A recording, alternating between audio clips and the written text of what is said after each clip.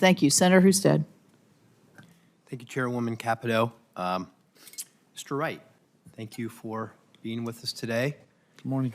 And I appreciate you taking the time to visit with me. We had a wonderful conversation. You know of my great interest in nuclear energy. As a senator from Ohio, we have a great demand for electricity, an increasing demand at almost an alarming rate, for very good reasons, that we are a manufacturing state, so as we do Made in America, we need to make more things, which requires more energy. We are a data center state, which means that as America tries to lead in AI, our increasing energy demands with data centers are almost unfathomable at the increase in demand. And then, of course, electric vehicles and other things are creating more and more demand. I know that in the last couple of days, we've seen some interrupted services around the country. A lot of that's because of grid, not because of generation. But it's important, and this is really a bipartisan issue because nuclear energy is one of those. Is a form of energy that addresses both needs: the environmental need of zero carbon, but also the baseload energy that provides for 24/7, 365 power, which is necessary for all of these components. However, America is overly reliant on foreign manufacturers of enriched uranium for our nuclear facilities.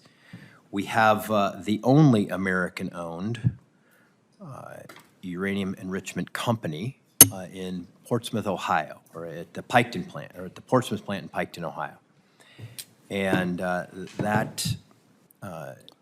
making sure that we continue to support what's happening with American enriched uranium is very important, and I know you play a role in that because you want to do two things. You want to provide safety, and you want to provide it efficiently. Always a challenge for a regulator. And recently, I introduced legislation called the Nuclear Refuel Act with Ranking Member Whitehouse, which would set clear standards for licensing requirements for nuclear recycling facilities, a new technology that the industry really believes they need clarity on in terms of the rules for how they would be regulated. I want to, if you would, to give me some thoughts on that, and do you agree that there is a need for clarity, and could that create a safety and efficiency opportunity if we pass this legislation? So thank you for the question, Senator. And it was an honor to come and meet you in your office, and your lovely wife too. That was a treat. So without fuel, you can't run a plant, right? So we've got to have fuel, and we've got to have a secure grid. Because if you turn a plant on and you can't connect it to the grid, nobody's going to get power, so it doesn't make the plant very useful. So they all tie together, and it's needed. We currently, our regulatory framework will allow us to do recycling, but having said that, any bill that gets clarity or allows things to happen more efficiently is necessary, and I'm wide open to all of that. So, look forward to following the progress of the act and see how that goes, right? And how it can be implemented, integrated, whatever the word is there that you want to use. So, and I know you're talking about Centrus and Piketon. So yes, yeah.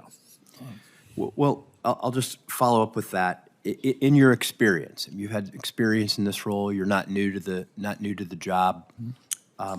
Give us your perspective on what we can do in the legislative branch of government to provide some more of that clarity that helps you address the issue that Senator Padilla discussed, which is the safety and security, but also the efficiency, because the demand and the real need to go faster is there, and how can we do a better job? Well, first off, legislation like the Advance Act that's been kind of a game game saver, game changer for us, and because it's allowed us to focus on things and to get more efficient. And then really now, as we look to reorganize the agency, how are we going to become a more nimble licensing reviewer and certifying these designs in a more efficient manner? We've still got to maintain the safety standard, safety case. So at the moment I'm sitting here right now, you've given us the tools to get started. Obviously we've got to, you're going to have more uranium at some point, right?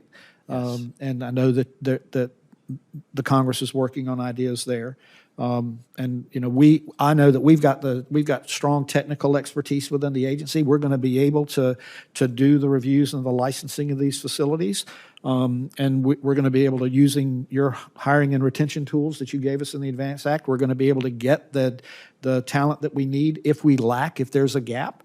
So we'll have the workforce we need to support these reviews. And we're also, we're training people now. And the new hires that we have been able to get on board we're actually cross-training people so that they can be moved to other areas if the need is there and when the need is there. Yeah. So I will stay in touch with you about this, though. Yeah.